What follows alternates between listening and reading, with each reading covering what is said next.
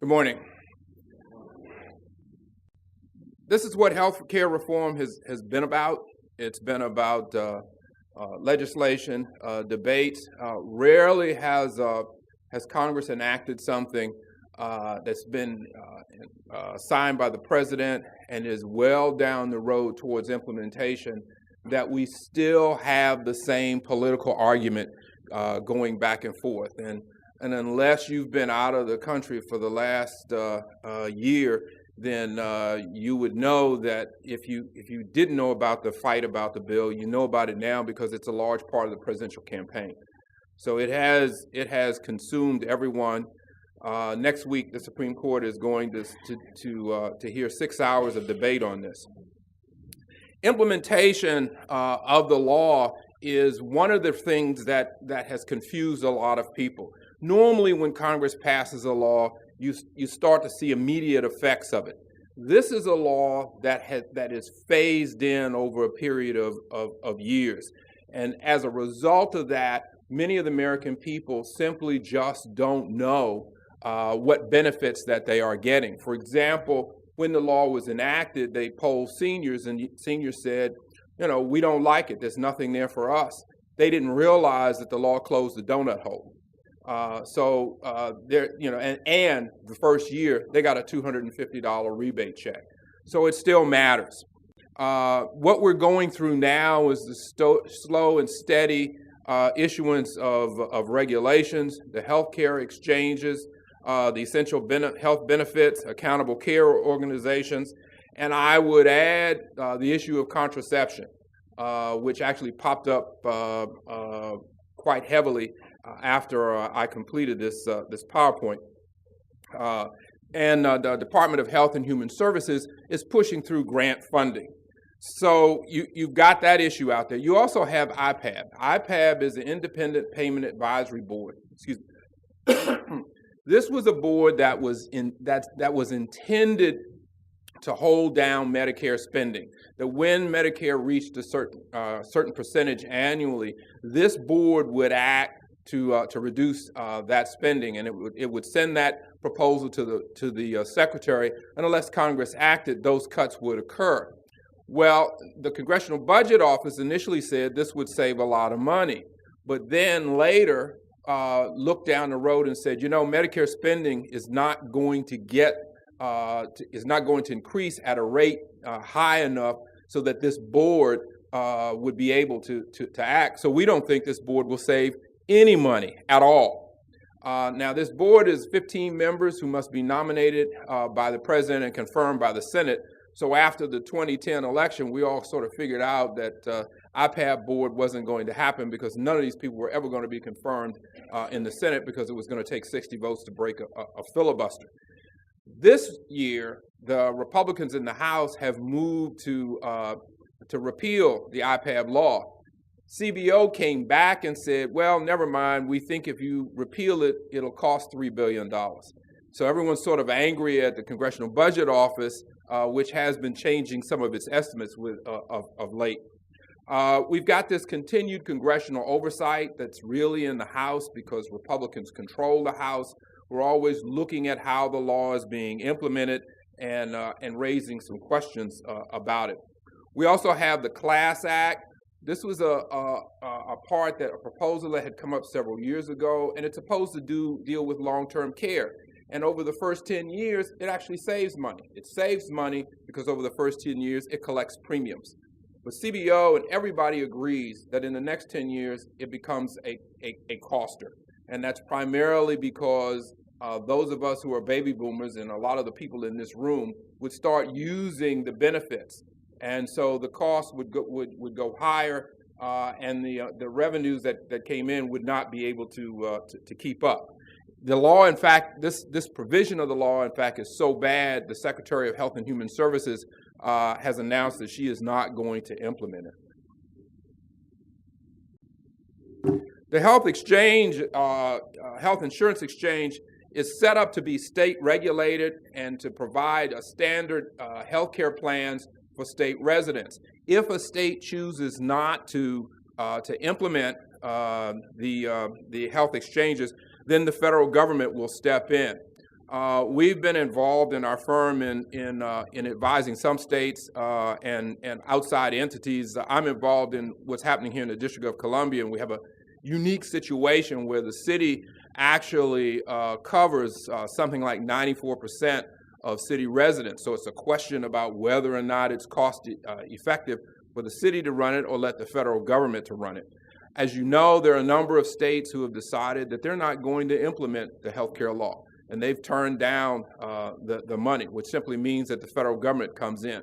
Other states who don't like the healthcare law and who are involved in the court suit have sort of decided that maybe they should run the exchanges themselves because they don't want to invite the federal government into their states. The exchanges don't become operational until 2014. Accountable care organizations are an interesting idea, and it's a payment and delivery system that's supposed to pay more for quality. Now, one of the things that has happened as a result of this is that individual and group physician practices have been bought up by hospitals. As hospitals seek to become ACOs, physicians can be ACOs, and so can hospitals. But hospitals are the ones who have the pockets deep enough to do this. So they have begun to buy up physician practices all over the country. And it's going to be an interesting situation. And I would also say that in buying up these physician practices, it's accelerated a trend that's moving away from solo and small group practices for physicians for two reasons, for a number of reasons. One, older physicians are looking to retire and to go out the door. Young physicians are not interested in solo practice. They're coming out of medical school anywhere from $100,000 to $200,000 in debt. They don't want to go into debt any further to open up individual practices. And quite frankly, they're like my cousin's son, who's a neurosurgeon. They don't want to be on call every weekend. They want a, quote, quality of life. So they don't mind being an employee. And so that change in physicians has been occurring in the last 15 years. So you may not see as much of a pushback from a number of physician practices as they get gobbled up by hospitals who want to create ACOs. The ACO is supposed to be accountable to the patients and the third-party payer for their quality. And the idea is, one of the problems in the healthcare reform law is that there was an assumption that it would save money and that it would improve quality. I used to have this argument with former Congressman Bill Thomas of California, who first chaired the Health Subcommittee and then later chaired a Ways and Means Committee in the House. And he would always say, well, there should be 5 things that we can judge every physician by. They should wash their hands before they touch a patient and give an aspirin to every patient who comes in the door. And I said, well, I hate to put a bug in your idea, but psychiatrists don't touch patients, and neither do radiologists. And certainly psychiatrists don't administer aspirin. So you can't come up with a single quality measure for every physician. You have to come up with quality measures that go by specialty. And even that is difficult. A lot of it has to do with patient outcomes, because that's what people want to judge it by, which brings me to my next problem in that. You are a block and a half away from K Street. Everybody knows what K Street is. That's the lobbyists. Well, on K Street, besides lobbyists, there are a few physician practices. So let's just say, for the sake of argument, there's a family physician down the block on K Street. That physician is likely being downtown to see a patient who is white, educated, and at least middle class, who has the resources, meaning health insurance and income, to purchase whatever drugs or whatever therapy that the physician may describe. Now let's go across the Anacostia River to Anacostia Congress Heights, an area that I represented on the school board 35 years ago. A physician over there is likely to see a patient who's either African American or Latino, obese if not overweight, high blood pressure, hypertension, diabetic, doesn't have a job that has health insurance, doesn't qualify for Medicaid. Now tell me, how do we judge those two physicians on outcome? That's simply just not a measure that you can make. And so that's one of the problems you have. Talking about accountability is a great thing in the discussion, but in the real world, it becomes something else. So you want to make these ACOs accountable for the services. You want to have quality measures. They also want to look at their expenditures, excuse me, to make sure that they are delivering the kind of care that everyone thinks is appropriate. The CLASS Act is the thing that I just talked about, and that's the Community Living Assistance Services and Supports Act, and it's Title VII in the law. And as I said, it was intended to deal with long-term care.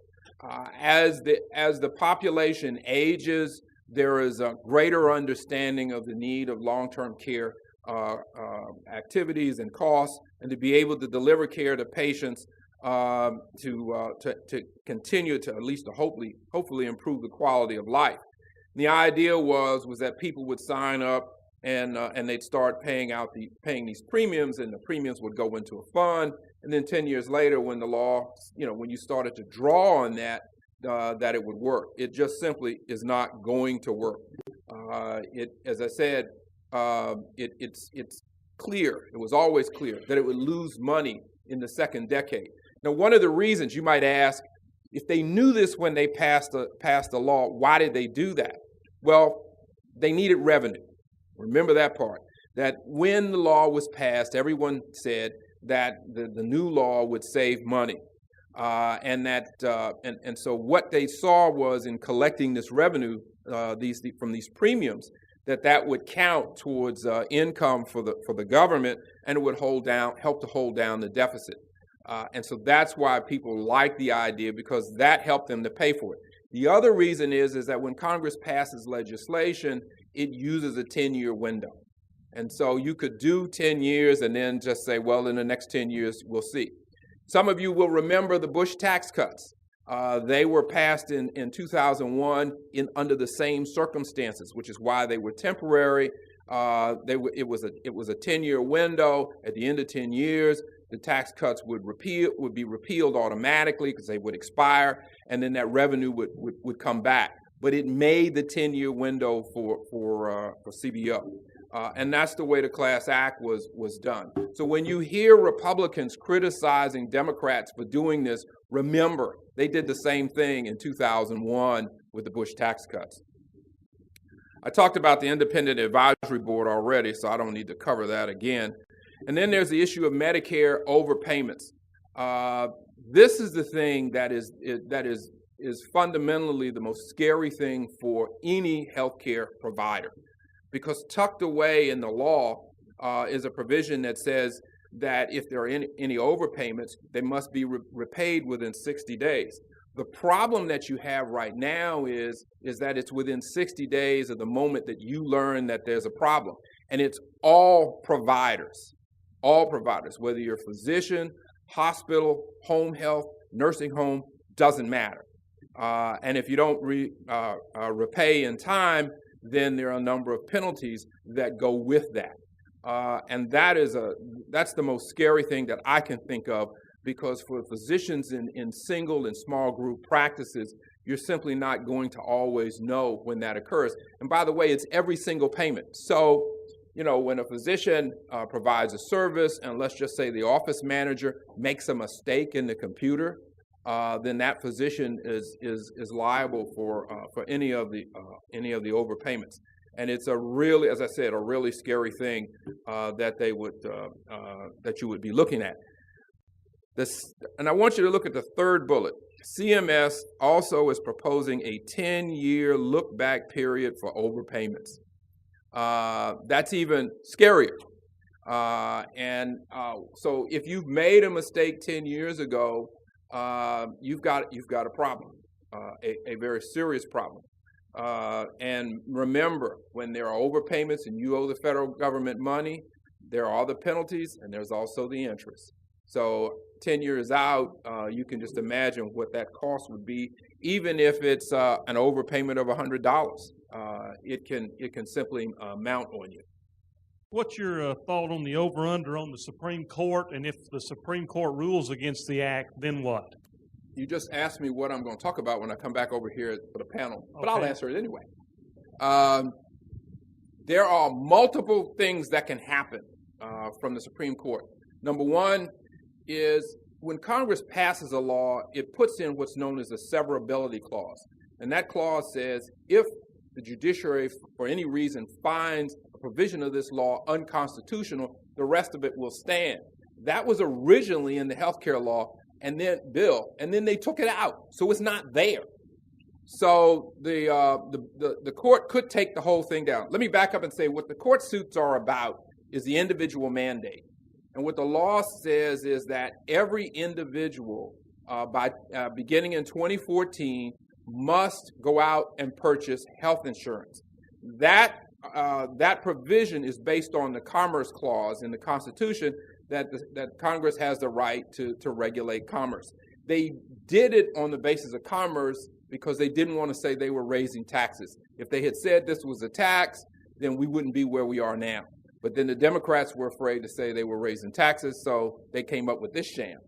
The problem is that the court could then look at the individual mandate, take that down. Now, understand what's tied to the mandate is that the hospitals and the pharmaceutical companies cut a deal. Pharmaceutical companies gave up over $80 billion. Hospitals gave up $155 billion. They gave that up under the premise that everybody who comes in the door is going to have insurance. They're either going to have it from the employer, or they're going to be on Medicaid, or they're going to buy it from an exchange because the individual mandate was there. So that's why they cut that deal.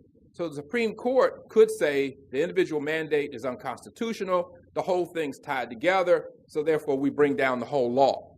Now there's a problem with that part because we're down the road so far in implementation that if the Supreme Court says the entire thing is unconstitutional and takes it down, all the seniors in July fall in the donut hole instantaneously.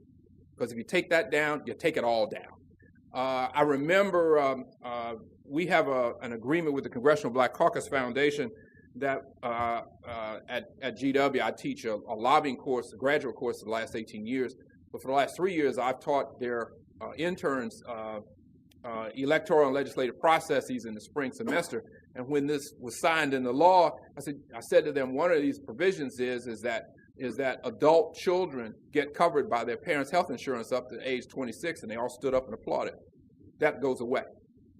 So there are a lot of things that fall if the whole law is determined to be unconstitutional.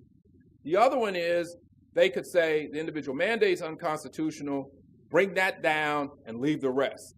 At which point the hospitals are saying, we want our money back. Good luck with that.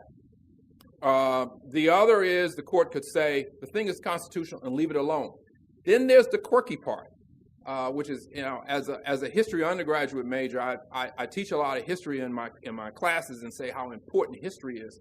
In the 1790s, Congress passed the Anti-Injunction Act. And what it said is that you cannot sue the federal government for harm until the harm takes place. Well, the individual mandate doesn't go into effect until 2014.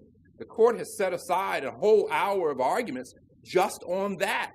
So what they could decide is the case isn't right because the individual mandate hasn't kicked in. Kick you out, kick everybody out, said come back in a couple of years. So now I've given you the possibilities. There's always another possibility that none of us can think of about where they come out. And don't ask me which one I think it is because I have no clue. I'm not an attorney, but I've read enough constitutional history and case law to know that they could come out anywhere.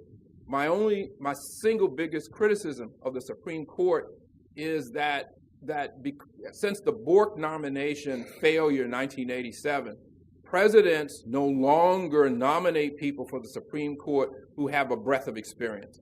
They're either all out of the ivory tower of law school, or they practice law, or they taught law, or they were lower court judges. We used to nominate people who had some kind of elective office experience, brought something else to the table. We don't. They're not.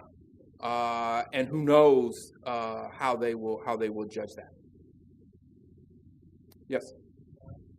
Question was, CBO has changed its mind several times on budget estimates of the healthcare reform law, and it looks like we're going to lose money. Where's the money going to come from? What CBO did last week was put out a report that gave options, and it said, I should say options, gave scenarios, different scenarios of what could happen if. And the worst case scenario was, it would be a lot of money. I never bought the issue that the healthcare reform would save money, because I don't believe that you can make substantial savings in healthcare and make them stick. You can talk to me about electronic health records, that's fine, but individual physician practices is $50,000 or more per physician to buy the hardware, the software, and the training. And the difference is that the other part of it is whenever new technology comes about, if it's going to save lives, people want it. So there's no way to shut that down. So unless we make a decision that screw you, you can die, or we've figured out a way so people don't die ever, those are the only two options that I can think of. Healthcare costs are going to continue to rise. You can sort of slow down that, but you cannot shut it off. So I never bought the thing about it would save money. The problem that we have, though, is that there's certain aspects of the healthcare system that don't have enough money. By disclosure, I represent the American Academy of Family Physicians. I've been dealing with the physician payment issue since the day it was written in 1997 when I was a lobbyist for American Medical Association. It's the bane of my existence, and it's never going to go away. When you talk about CBO, last month CBO said to fix the physician payment issue for 10 years, which is a freeze, was $316 billion. That's a month ago. Last week, that number became $271 billion. I have no idea what happened. None of us do. But I've been critical of CBO in the last several years because I think the staff there has deteriorated in its quality. So I've got real concerns here. But we're not paying physicians what we should pay. Any of you who go to the doctor, when you get your insurance statement in the mail, look at it. Look at what the doctor charged. Look at what they paid. And then ask yourself, how do you do that?